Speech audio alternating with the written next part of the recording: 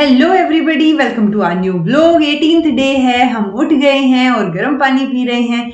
अमित के हाथ चल गए हैं क्योंकि गर्म पानी सच में बहुत गर्म है और आज मग नहीं है, ग्लास है, तो सच में गर्म लग रहा था। ठीक है, उसके बाद अमित रेडी हो गया और अमित ने चावल और मटर पनीर की सब्जी जो बची हुई थी वो खाई क्योंकि वो फ्रेश हो गया था। मैं फ्रेश नहीं हुई हूँ और आज मेरा मन थोड़ा सा पोहा खाने का है, अमित खाता नहीं है, तो इसलिए जब मैं फ्रेश हो जाऊंगी फिर पोहा बनाऊंगी। ये तो मैंने अपने लिए पोहा बनाया दोस्तों। जब अमित ने पनीर और वो खाया था ना चावल, तो उस टाइम पे जो है, ये वैसे भी अमित को पोहा नहीं खाना होता और उस टाइम पे मैं फ्रेश नहीं थी तो मुझे बिल्कुल भी भूख नहीं थी। अब मैं फ्रेश हो गई तो मुझे भूख भी लग गई है, अब मैं पोहा एंजॉय करती हूँ।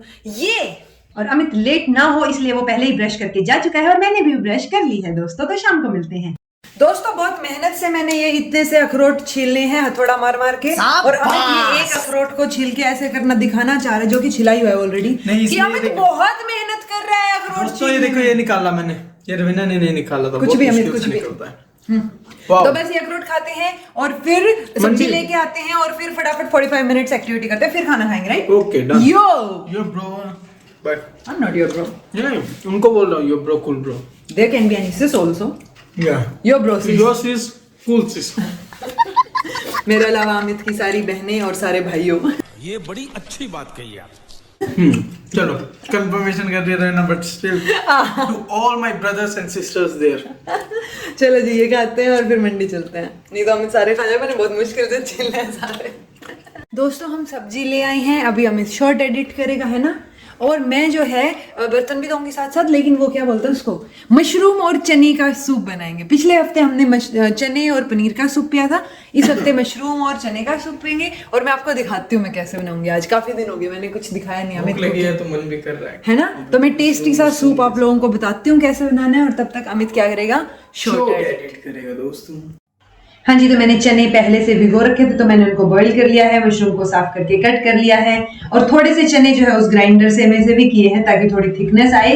सबसे पहले थोड़ा सा तेल या घी, मैं घी ले रही हूँ, तो घी ले लोगे तो बेटर, थोड़ा सा ही है, अच्छा टेस्ट आएगा। उसके बाद एक प्याज कट किया है, लहसुन है, एक हरी मिर्च है और अदरक है। इनको बहुत ज्यादा देर नहीं रखना है, ऐसे मतलब सोते सा ही करना है, वरना अदरक की कड़वाहट आपके सूप में आ सकती है। इसलिए बिल्कुल मतलब ये लगा लो 30 सेकंड करके, फिर इसके अंदर मशरूम डाल देंगे हम और इसमें थोड़ा सा नमक डाल देंगे और थोड़ा सा इसको क्या करने देंगे, सोते होने देंगे। इतना नहीं करना है जितना हम बटर गार्लिक मशरूम में करते हैं, ओके, वरना वो अलग ही टेस्ट आ जाएगा। तो ये अच्छा टेस्ट आने लग गया था, इसका पानी भी निकलने लग जाए तब हम इसमें चने डाल देंगे। मेरे चने मामूली से कच्चे थे तो मैं थोड़ा सा अभी ज्यादा पका लूंगी और मैंने फ्राई पैन से इसमें शिफ्ट कर दिया है क्योंकि वहां पे वो छोटा पड़ रहा था। तो ये मैंने हमारे हिसाब से 2 ही ग्लास पानी डाल के क्या किया था, उबाला था इसको, चने को। तो आपको जितना अमाउंट चाहिए या जितने लोगों के लिए बनाना है उस हिसाब से पानी डाल के इसको उबालिएगा चने को, ताकि सिर्फ वही पानी इस्तेमाल हो और फ्लेवर्स आए। इसके बाद इसके अंदर नॉर्मल सी चीजें जैसे नमक आप टेस्ट कर लीजिए, नमक के साथ साथ हरा धनिया और उसके साथ पिसा हुआ धनिया भी, और अगर इसके अंदर आप डाल पाए तो काली मिर्च का टेस्ट बहुत अच्छा आता है। मेरे पास खत्म हो गई तो मैं नहीं डाल पाई। बस लास्ट में इसको अच्छे से बॉईल कीजिए और धनिया डाल के सर्व कीजिए। हाँ, क्या बात है, मशरूम मस्त लग रहा है ना? अरे वाह, चलो जल्दी से खाते हैं इसको। चलो टेस्ट भी करके आज तो बताई दो। देता हूँ। क्या बात है, गरम होता है दोस्तों। इनको तो पता ही नहीं है, इन्होंने आज तक सूप थोड़ा ना पिया है। क्या बात है रहीना, मेरी वाइफ से अच्छी शेफ कहीं नहीं है। क्या बात है ना? कितना टेस्टी खाना बना। चलिए जी, हम एंजॉय करते हैं, ठंडा नहीं करते हैं, मिलते हैं थोड़ा। और दोस्तों हम ब्रिस्क वॉकिंग नहीं करके आए हैं, ब्रिस्क वॉकिंग रिलीज के बाद मैंने बोला था, इसके आधे घंटे बाद हम जाएंगे, ठीक है? आधे घंटे बाद, ओके डन। Okay bye. तो दोस्तों रात के 9 बज चुके हैं और हम गए हैं 45 मिनट्स की ब्रिस्क वॉक के लिए। अब बोलो रहे ना, बस मैं संतरा खा और खिला रही थी। हम संतरा लेके आए थे ना, तो बहुत अच्छा लगता है ये, अगर अच्छा निकल आए तो। अच्छा है ये, हाँ अच्छा है। तो बस ये संतरा चढ़ते चढ़ते, मतलब खाते खाते नहीं, हम इंसान मतलब, but we are animals, category animals ही है ना। एनिमल्स में इमोशंस होते हैं बट उस लेवल के नहीं होते, ब्रेन होता है, ठीक है? ऐसे नहीं करना चाहिए, चरना। तो दोस्तों हम इंसान लोग नीचे चक्कर ओ भाई, ठीक है? ये लाइन भी अच्छी नहीं लगी वैसे। इसको इंसान भी नहीं बनना, जानवर नहीं बनना, क्या बनना चाहते हो? बोले फीलिंग नहीं आई उस लाइन हम में। इसको बर्ड बना देते हैं। एनिमल हो गया, बर्ड क्या होता है? बर्ड होते हैं हमें तो। भाई एनिमल होने लगे। एनिमल की कैटेगरी में, कैटेगरी किस कैटेगरी में बर्ड कैटेगरी है बर्ड के? ओ भाई चलिए जी। दोस्तों मुझे खेद है जो भी अभी हुआ उसके लिए, मुझे माफ कर देना। कई बार दिमाग चलता नहीं है दोस्तों तो। और इसका चल चल के चला गया। रवीना सारा दिमाग खा लेती है, बताओ। ये क्या बात करता है यार। तेरा तो गेम बजाना। मैं समझ में नहीं आता मुझे एनिमल और बर्ड। चलिए दोस्तों, ये कोई जस्टिफिकेशन नहीं है। चलो चलते आते हैं थोड़ा सा दिमाग फ्रेश करके और फिर बुक पढ़ेंगे। Bye bye bye. हेलो दोस्तों, 45 मिनट्स की ब्रिस्क वॉक के लिए यहाँ पर जो है गली में ये जो कुत्ते भी गवाही दे रहे हैं ना, वो गवाही दे रहे हैं कि हाँ जी मैं हूँ। हाँ कर रहे हैं, ये कर रहे हैं। देखो तुम ब्लैक हो गए ये पहन के। मैं चमक रही हूँ ऐसे, ये यो। चलिए तो आज हमने सबसे बात कर ली दोस्तों, ये तो मैंने आपको बताया ही नहीं। सबसे मतलब सबसे बाय। तो जी बुक्स हमने पढ़ ली हैं, काफी टाइम हो गया है, आज भी थोड़े से लेट हैं हम, पर हमने पढ़ा है। फिर भी पढ़ा है। तो चलिए मैं शुरू करता हूँ। क्या बात है। आपका कोई भी काम हो, जैसे यस तो हर जगह बोल देते हो ना, कुछ मतलब बहुत से लोग ऐसा बोलते हैं यस ये कर दूंगा वो कर दूंगा, लेकिन बाद में रिग्रेट करते हैं। तो यश बहुत हिंदी में यश का मतलब यस सॉरी यश बोल दिया क्या मैंने। यस हर जगह मतलब हर काम के लिए हाँ बोल देना, बाद में रिग्रेट करना। तो नो बोलना बहुत जरूरी है, चाहे वो आपका बिजनेस हो, कोई भी कंपनी हो, कोई भी शॉप वगैरह हो आपकी, तो कस्टमर्स ये बोलेगा कि ये नहीं ऐसा नहीं ऐसा होना चाहिए, तो आपको मतलब कुछ भी कहे, प्रोडक्ट में ऐसी चीज कहे, आपका जो आप बेच रहे हैं उसमें कहे कि ऐसा ऐसा इसमें ये चेंज कर दो, तो आपको हर बार उनकी सुननी नहीं चाहिए। ठीक है, बहुत सारे लोग होते हैं ऐसे जो ना बोल ही नहीं पाते, बहुत सारे लोग थे ऐसे जो ना बोल ही नहीं पाते किसी चीज के लिए। पर आपको सीखना पड़ेगा जिंदगी में भी कि आप हर किसी को, you can not be rajma चावल। ठीक है, तो ऐसे आपको ना बोलना चाहिए। अब अगर आप कस्टमर्स को ना बोलोगे तो आप बेटर कैसे होगे। तो बार बार अगर सेम चीज डिफरेंट कस्टमर्स बोल रहे हैं, तो ऑटोमेटिकली ना चाहते हुए भी आपके दिमाग में वो चीज स्टक कर जाएगी। उस चीज पे बेटर करने की जरूरत है आप लोगों को, ना कि सबकी सुनने की जरूरत है। तो वो ऑटोमेटिकली होगी जब बार बार आपको बताया जाएगा उसके बारे में। ठीक है, और बहुत बार हमें आइडिया आता है ना कि यार ये आइडिया है फटाफट इसे करना है, तो एंथुसियाज्म और प्रायोरिटी में फर्क होता है। ओके, एंथुसियाज्म और प्रायोरिटी में फर्क होता है। मतलब एंथुसियास्टिक होके हम जो है किसी काम को शुरू कर देते हैं और बाद में उसे पूरा नहीं कर पाते। तो उस आइडिया को कुछ दिन के लिए लिख के रखो। जैसे ये बोलते हैं ना कि फिल्म मेकर जो है एक अच्छी मूवी बनाने के लिए अच्छे सीन्स भी काट देता है, क्योंकि अल्टीमेटली उसे 2.5 से 3 घंटे की मूवी बनानी है। उसे ना चाहते हुए वो 2.5 या 3 घंटे की तो करनी पड़ेगी ना, चाहे उसने 12 घंटे की रिकॉर्ड की हो। ऐसा तो नहीं कर सकता वो 12 घंटे की मूवी रिलीज कर देगा। तो आपको जो है प्रायोरिटी देखनी पड़ेगी, किसे ज़्यादा प्रायोरिटी देनी है, उसके अकॉर्डिंग आपको काम करना पड़ेगा।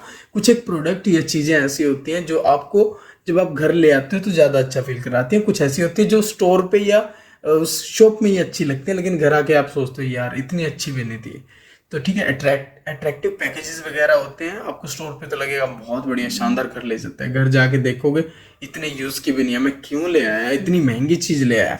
तो ऐसी चीज़ें लो जो घर पे आके आपको अच्छा फील कराए, रिग्रेट ना हो। ठीक है। और उसके बाद है जी यस क्या है, हाँ, कि जब भी आप कोई काम करते हो, अगर आप लो लेवल पे वो काम करते हो तो आप ज़्यादा रिस्क ले सकते हो, क्योंकि ज़्यादा लोगों को आपका नहीं पता है। ठीक है, और अगर आप एक बड़े लेवल पे हो, एक बड़ी कंपनी हो, तो उस लेवल को मेंटेन रखने के लिए, कंसिस्टेंसी बनाए रखने के लिए आपको कम रिस्क लेने पड़ते हैं। ये ऐसा होता ही है। तो जब भी आप कोई भी चीज़ शुरू करना चाहें, हमेशा छोटे लेवल से शुरू करें, ताकि आप ज़्यादा डाइवर्सिफाई कर पाओ खुद को। और इसमें बहुत अच्छी लाइन एंड में मैंने पढ़ी कि सभी कंपनीज के कस्टमर होते हैं, और वो कंपनीज लकी होती है जिनके फैंस होते हैं, और लेकिन उससे भी अच्छी वो कंपनीज होती है जिनकी ऑडियंस होती है। तो इसमें लिखा गया है कि अपनी जो है लॉयल ऑडियंस बनाओ। ठीक है, उससे क्या होगा कि जो भी आप बोलेंगे, जो भी आप कहेंगे, जो भी आप शेयर करना चाहेंगे, वो ज़्यादा से ज़्यादा लोग सुनेंगे, समझेंगे। तो इसलिए कोई भी वैल्यूएबल इंफॉर्मेशन शेयर करनी चाहिए, तो ताकि लोग आपसे जुड़ें, वो लॉयल बने, और फिर आप कोई भी प्रोडक्ट जिसमें आप बिलीव रखते हो, जो पॉजिटिव वाइब्स के साथ आप रखोगे ना उनके सामने कि इसका ये यूज़ है, तो उसके अकॉर्डिंग जो है आपका काम भी चलेगा और चीज़ें भी अच्छे ढंग से होंगी। तो लॉयल ऑडियंस को बनाए रखें अपनी, ऐसा लिखा हुआ है इसमें। शाबाश। ठीक है, बस यही अच्छा, कहना था। तो हमारा जो दूसरा अध्याय चल रहा है, हमने लास्ट कहाँ छोड़ा था कि जो अर्जुन है वो बस बैठ गए हैं, उन्होंने अपनी सारी बातें बोल दी हैं कि मुझे नहीं लड़ना युद्ध। अब कृष्ण जो है वो मुस्कुराते हुए उनको बोलते हैं कि तुम तो विद्वान हो ना, तो विद्वान, अगर तुम विद्वान हो तो तुम्हें ये तो पता होना चाहिए कि विद्वान जो है ना वो जीवित का शोक मनाते हैं ना वो मृत का शोक मनाते हैं। क्योंकि मैं जस्ट बता रही हूँ आपको, ये बहुत एक्सप्लेन कर रखा है इसमें, क्योंकि ना तो इंसान कभी मरता है ना कभी मरा है, ना तुम मरोगे ना मैं मरूंगा, कोई भी मरता नहीं है। जैसे एक बच्चा जन्म लेता है, उसके बाद वो जो है बचपन उसका जाता है, बचपन के बाद जो है उसकी किशोरावस्था आती है, फिर वो धीरे धीरे बुढ़ापे की तरफ बढ़ता है, तो उसके बाद वापस से जो है जब वो बेसिकली शरीर त्याग देता है ना, तो उसके बाद वो वापस से किसी और शरीर में मतलब कोई और शरीर धारण कर लेता है। यानी कि आत्मा एग्जिस्ट करती है और आत्मा कभी भी नहीं मर सकती। तो जब वो मरा ही नहीं है वो इंसान, या उसकी आत्मा ही नहीं मरी, तो शोक किस बात का। या फिर आप इसको दूसरे एस्पेक्ट में भी देख सकते हो। कृष्ण बोलते हैं ये कि अगर तुम ये भी मानो कि चलो ठीक है भाई तुम्हारे गुरु हैं या द्रोणाचार्य हैं या फिर भीष्म पितामह हैं, तो वो जो हैं वो तो क्या है, साधु है ना। और जो आप लास्ट टाइम में अपने स्टेजेस में होते हो, जो आप सोच रहे होते हो, उसी स्थिति में आप जाते हो अगले जन्म में भी, तो वो तो स्वर्ग में ही जाएंगे, तो तुम्हें उसमें भी खुश होना चाहिए, तुम्हें नहीं वो डरना चाहिए। प्लस जो सुख और दुख होते हैं ना वो क्षणिक होते हैं, मोमेंटरी होते हैं, तो वो आते जाते रहेंगे। जैसे सर्दी गर्मी मौसम है, बदलते रहते हैं, आते जाते रहते हैं। मतलब अगर पूरा साल गया तो दोबारा से सर्दी आएगी ना अगली बार, तो ऐसे ही सुख चल रहा है, सुख चला गया तो दुख आएगा, दुख के बाद वापस से सुख आएगा, तो वो क्षणिक होते हैं। लेकिन जैसे मान लो सर्दी आ गई और कोई इंसान है जो सुबह सुबह उठ के ही नहाता है पूरे साल, तो वो नहाएगा सर्दी में भी। जैसे लेडीज होती है या गृहिणी होती है, वो इतनी गर्मी में भी चूल्हे के आगे जाके खाना बनाएगी, तो वो अपना धर्म अपना कर्म करना तो नहीं भूल रहे ना, इसी को धर्म बोल रहे हैं कृष्ण जो है। तो तुम क्षत्रिय हो और क्षत्रिय का धर्म है लड़ना, तो पार्थ उठो लड़ो। ऐसे बहुत सारे तर्क देते हुए कृष्ण जो हैं वो उनको लड़ने के लिए प्रोत्साहित करते हैं, और बस अलग अलग तरीके से कि मतलब तुम्हारा काम लड़ना है, कोई मर नहीं सकता, आत्मा अमर है, वो दूसरा शरीर धारण करेंगे, नया शरीर धारण करेंगे, आत्मा आज तक मरी नहीं है, शोक नहीं मनाना चाहिए, जबकि तुम्हें तो खुश होना चाहिए कि वो नया शरीर और नई शक्तियां उनको मिलेंगी नए शरीर में जाके। तो वो सारी की सारी चीजें यहाँ दे रखी हैं। प्लस कि अगर तुमने युद्ध नहीं लड़ा तो बाकी लोग क्या समझेंगे, क्योंकि अगर तुम्हारा तो काम है ना युद्ध लड़ना, तो अगर तुम जीत गए तो तुम स्वर्ग में जाओगे, और अगर तुम हार गए या मर गए तो तुम स्वर्ग में जाओगे, और अगर जीत गए तो धरती पे ही रह के साम्राज्य का भोग उठाओगे। तो वो सारी चीजें बता रखी है कि तुम्हारा जो काम है ना बस वो करते रहो, तुम्हारा धर्म है ये चीज करना, क्योंकि तुम क्षत्रिय के रूप में पैदा हुए हो, तो उठो और लड़ो।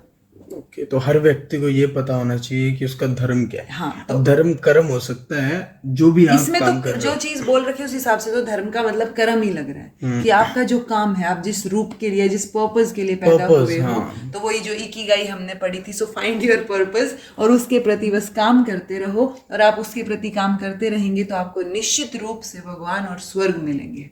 क्या बात है, आपको चिंता करने की बिल्कुल भी जरूरत नहीं है। देखा हमने जो है स्वर्ग के द्वार आप लोगों के लिए खोल दिए हैं, इन्फॉर्मेशन आपको दे दी गई है, लेकिन अब स्वर्ग आप प्राप्त करना आपकी जिम्मेदारी है, आपकी जिम्मेदारी है, आप काम करेंगे उस जैसे हम कर्म करते रहते हैं और बुक पढ़ते हैं और अपना काम करने की कोशिश करते हैं, वैसे ही आप अपनी जिंदगी का पर्पस ढूंढिए और उसकी तरफ अग्रसर होकर लग जाइए। क्या बात है, वाह वाह वाह रवीना जी, वाह। Thank you. ज्ञान की इसी के साथ ये क्योंकि हम ब्रश ऑलरेडी कर चुके हैं, अमित की अज्ञानता भी हमने भगा दी है। सुनती नहीं है रवीना, बट फिर भी इसने सुन लिया है आज, तो पता नहीं कैसे।